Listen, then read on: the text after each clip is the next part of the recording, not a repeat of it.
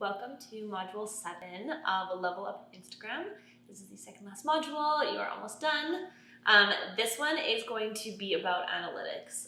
Numbers are very important when it comes to all of this because you want to know what your audience is liking, what they're not liking, especially if you're putting money into the content creation or advertising or anything. You just want to know what the ROI is for your efforts. Just like anything else, social media and Instagram are the same as any other business initiative. So in this module, we will talk about why analytics are so important, basic definitions of the analytical terms, how to read analytics, and specifically look at business profile analytics. And we'll talk about giveaways just for a second. This really brings everything together full circle. I'll go through the numbers to actually pay attention to, especially now since some accounts don't have likes and just like followers and all the fake followers. And so really just like what numbers you should really be paying attention to. And if you remember from the beginning of the course, when I talked about creator and business profiles, that's what I mean when we'll go over the business profile analytics, just because if you are a small business, that's probably the profile that you have. So let's get into it. Let's just talk about the basic definitions of analytics. They're super simple, but I just wanted to go over them just so we all are on the same page and you know what we're talking to. So KPIs are obviously not just an Instagram term, but they're still very important. So what are the specific metrics that you're using to define success through your Instagram or marketing or business in general? But obviously, specifically, we're just talking about Instagram. So usually the most important analytics to determine the size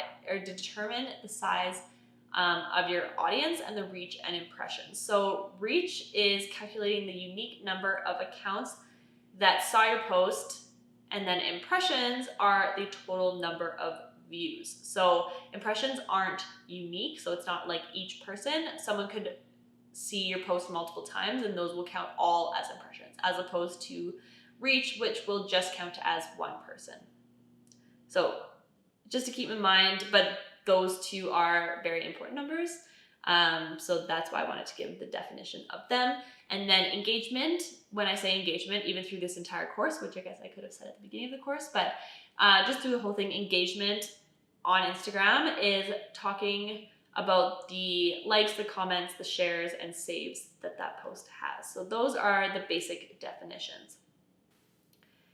So when we're talking about goals and KPIs, when you're putting together your Instagram strategy, it's important to know what you're trying to achieve. So just like creating content for the sake of creating content, running an Instagram account just because you need an Instagram account isn't really the most productive use of your time. It is important to have goals and really understand what you're trying to do.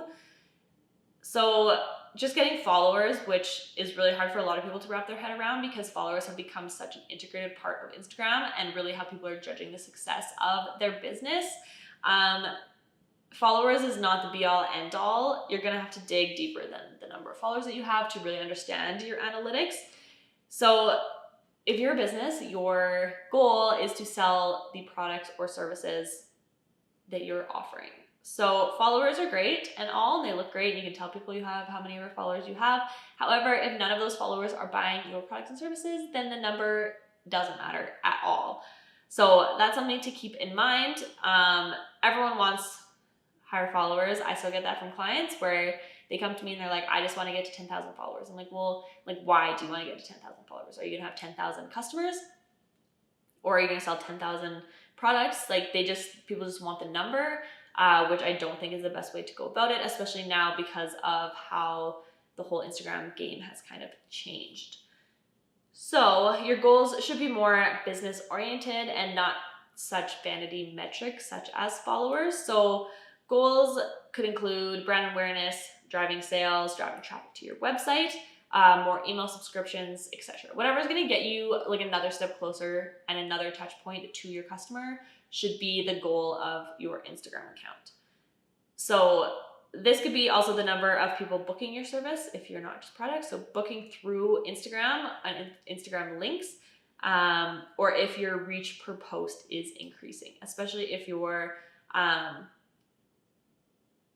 demographic is increasing in your location, that is also important to note, because especially if you are like a localized business, you want your demographic to be the biggest in the city that you're in, because if you're a Calgary business but you have a ton of people, let's say like in Mexico, it's not helpful if they are not going to be able to walk through your doors and purchase your business at all. So there's no right or wrong answer really for what your KPIs or goals should be, except for personally, you should not just go by number of followers.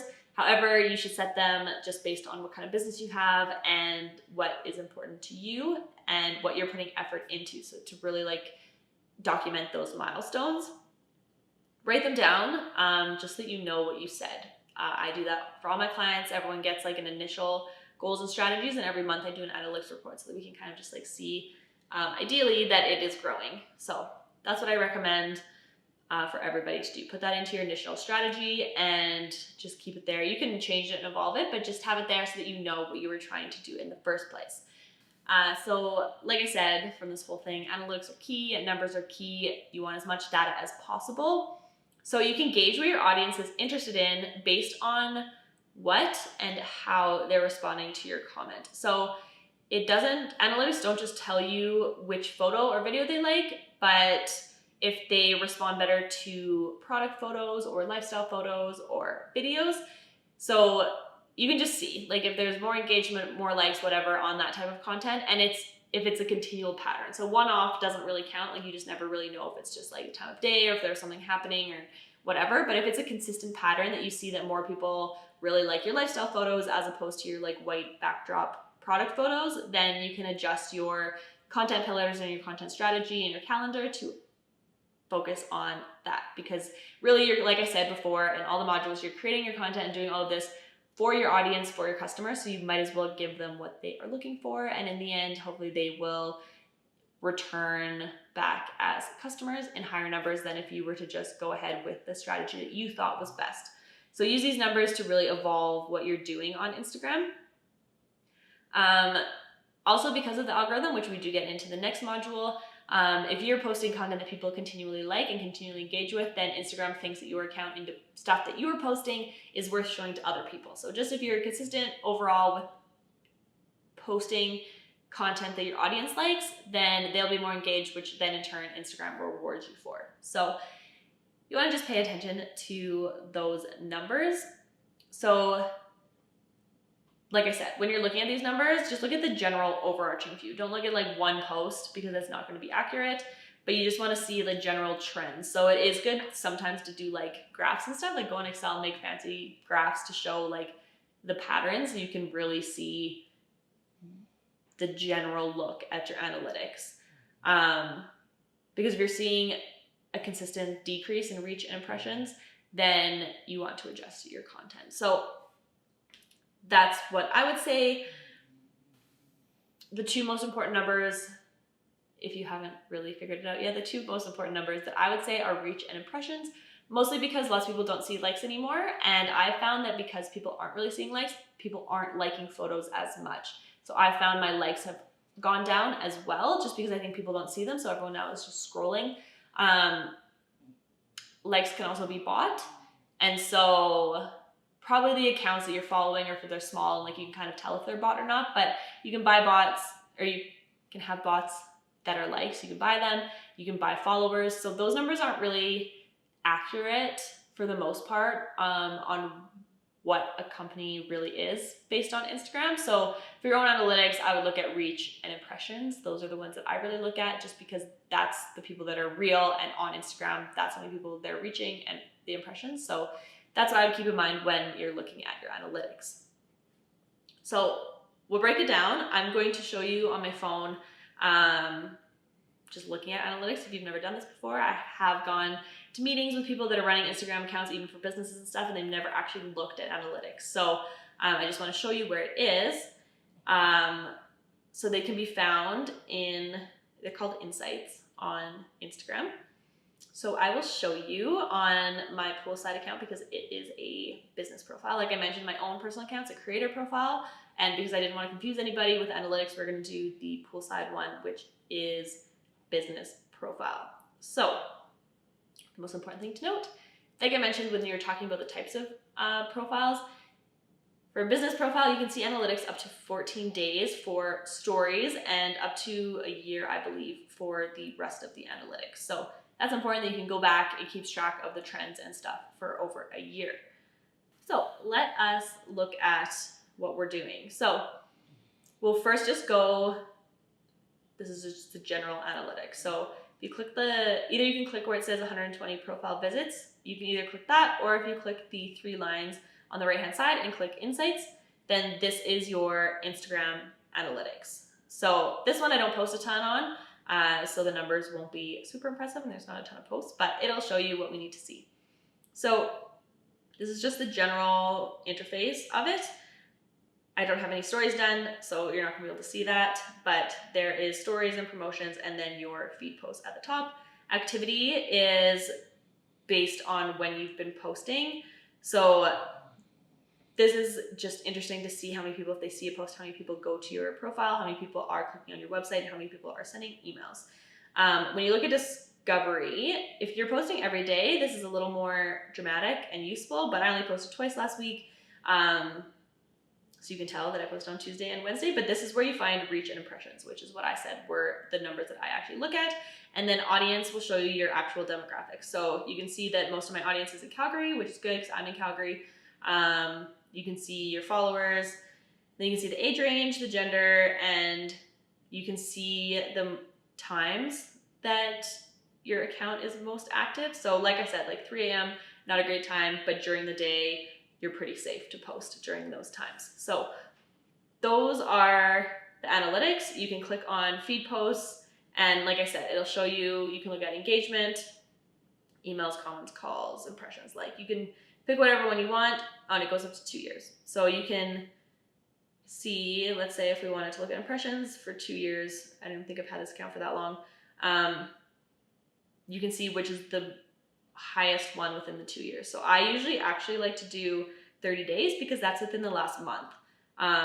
So you can see which ones are getting the most impressions, and then you can also do engagement, likes, whatever you want to do. So you can see it that way. And then if we go back, the same thing would be for stories. So if you click on stories, which I actually will show you in my other account so that we can have an example of the stories.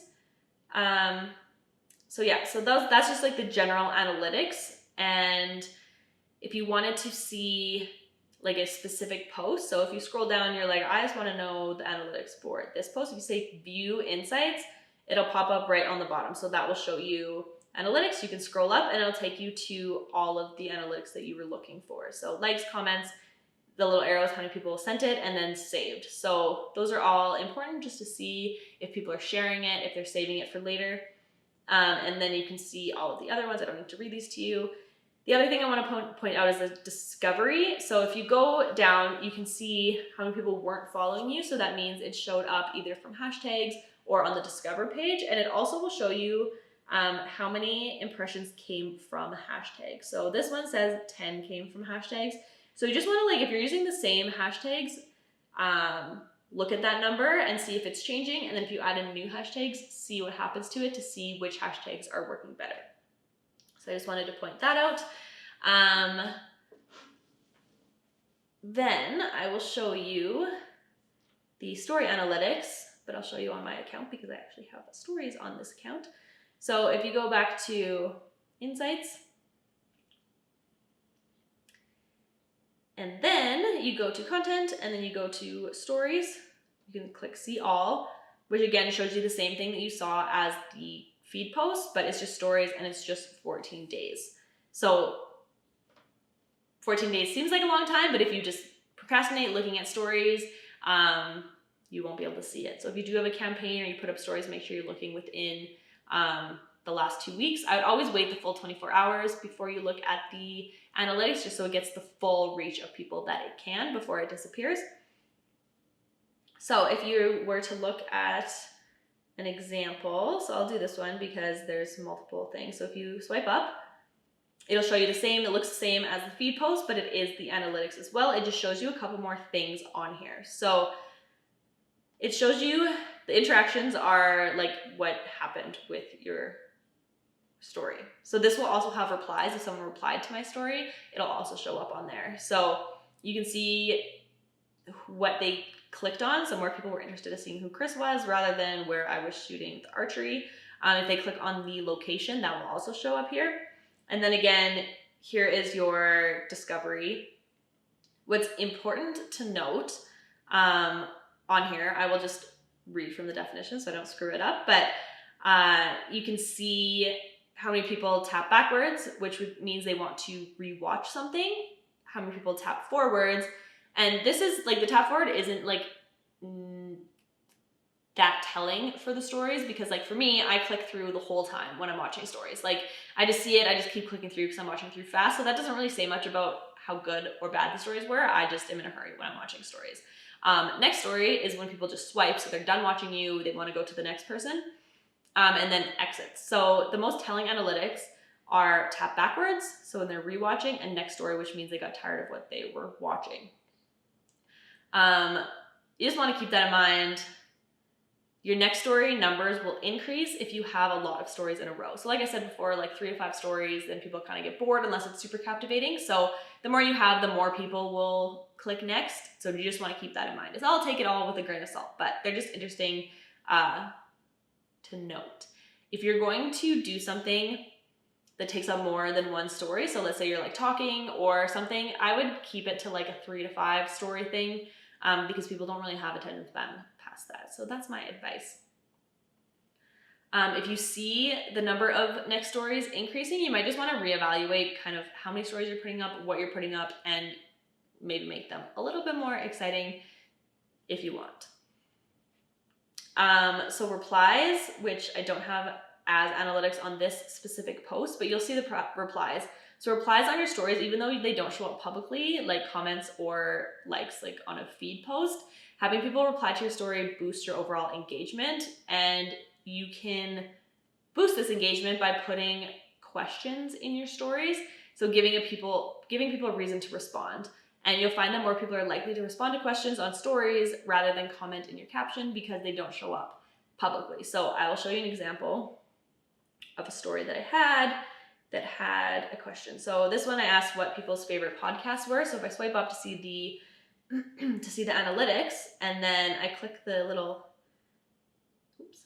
I click the eyeball, it'll show the responses for which podcast people want. You go see all, and then it'll show all of the responses that people had to the question. That's where you can find those. And like I said, more people reply to them. It does help your engagement if people are responding to stories. And then if you do want to share them, if you go reply, you can go share response, and then it'll pop up, and you can either add a photo behind it, or you could answer it. You could turn this around and you could answer the question that is there, and then you can post the whole thing to your story so that people are fully engaged in your full circle stories. And that is really it for story analytics. So you just want to, the more you put on there, you can see what people are doing with each of those. So the more you have, the more people engage, the more people stay on your account. That boosts your chances with the algorithm. So just wanted to point all of that out. If you have any questions about the analytics, feel free to reach out to me and I can walk you through them again. So I just wanted to touch upon giveaways for a second. I wasn't exactly sure where to put this in the course because technically it's kind of like content creation, kind of not. But I just wanted to add it to analytics because it does, people are doing giveaways to increase engagement and followers, so I thought that fit very well into this module. So giveaways on Instagram are a great way to boost follower account, especially if you can target local people and engagement. It's not the be all end all of either one of those, but it can help a bit because people just love free stuff. So it's a great way to reach new audiences, especially if people are tagging their friends to enter. They don't work as well as they used to just because there are so many contests. People kind of understand what's happening now. They don't want to follow all of these accounts. People are a little more aware of what's happening. However, they do help and they can just help spread awareness. They are the best if you team up with like 1 or 2 other people. So if you're a business, if you could have someone else post about your contest, that will help because you're reaching both of your audiences and getting followers for both accounts. So Adding contests to your content and posting strategy is good if you have something relevant and valuable to give away. So this can include a free product, a package, or a service that will not only boost your account, but it'll also get people using your product, coming into your business. Even if it's free, that's just like old school marketing, that if you get people in the door and word of mouth, then that will help your business in the long run. So you want to keep your giveaways simple. Loop giveaways aren't really great anymore. I know people still do them. People have to pay into them. If you want to know how loop giveaways work, everyone has to pay into them to give the prize. So they're just for followers. No one really wants to follow 30 accounts. However, some people do them to boost their followers. Then you're reaching all of those people's audiences. I don't recommend it because having followers, like I've said before, having just a number of followers who don't engage with your stuff and aren't going to buy your product isn't useful. So doing a loop giveaway where you just get a ton of followers because people want the like $5,000 prize isn't helpful if none of those people are actually going to come to your business. So I like to do local giveaways with local companies so that at least you're getting people that are in the city that you're in, which will increase the chance that people actually follow through your sales funnel and get to your final purchase. So I suggest running different giveaways at different times for different reasons. So that's a long sentence, but you don't want someone to enter a giveaway. People want to do like one thing. They don't want to click the link in bio. They don't want to like your Facebook page. They don't want to give their email. They don't want to have to answer 7 questions about themselves. They just want one thing to do. Most of the time, they just want to either follow you, they just want to like the page, or they just want to like your post, or they just want to tag a friend. So make it simple. If you want to increase your email subscriptions, increase your YouTube subscribers, and increase your followers on your page, then do 3 separate giveaways at different times for different outcomes. Doing it all at the same time, you won't get as many entries because people are just like, they're just lazy. They don't want to do all of that. Use a photo of what you're giving away and put some sort of attention-grabbing headline as the first line in the caption to make sure people stop and read it and then enter. I like to do like giveaway in capital letters with emojis and stuff just so they know what is happening. Most people aren't going to read your whole caption, so then they won't know it's a giveaway. That's what I would recommend. To make it really easy, generally to enter a contest, people have to like the photo, follow your account, and tag a friend or 2 in the comments. That's the bread and butter of giveaways. Like I said, don't make it complicated. That's all people want to do, and that's really all you're looking for is the engagement of the comment and the follow and the liking of the photo. That's all you really need. That's all they really need. It's a win-win. The other thing you can do to just add to that is you can ask people to answer a question in the comments to enter, like what's their favorite pizza topping? And this engagement will just look more legit on Instagram rather than just people tagging their friends. People are actually writing sentences, which helps your engagement and your algorithm. So that's what we're trying to do. We're trying to grow followers, but it always helps to increase your engagement as well. So what I would suggest is to run the contest for a few days to a week. So unless you're gonna post about it again or continually talk about it, the lifespan of a contest probably is only 1 day, I would say, but I would stretch it out to a week just in case people are coming across it because their friends have tagged them in it and they're a little bit slow to the game. A week is max is what I would do.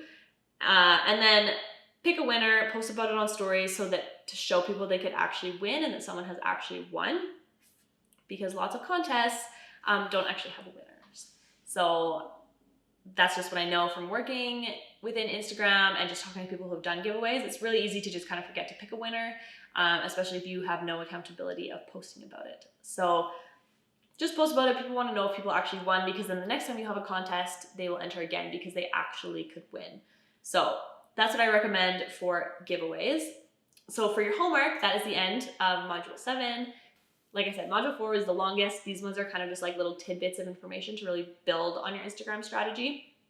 So for your homework, go through your insights, look at your numbers, write down the important ones or just screenshot them, and just like you just want to keep track. Get in the habit of looking at the types of posts that you have and then adjusting your content calendar accordingly. So that is the end of Module 7, and I will see you in the last module, Module 8, which is the algorithm.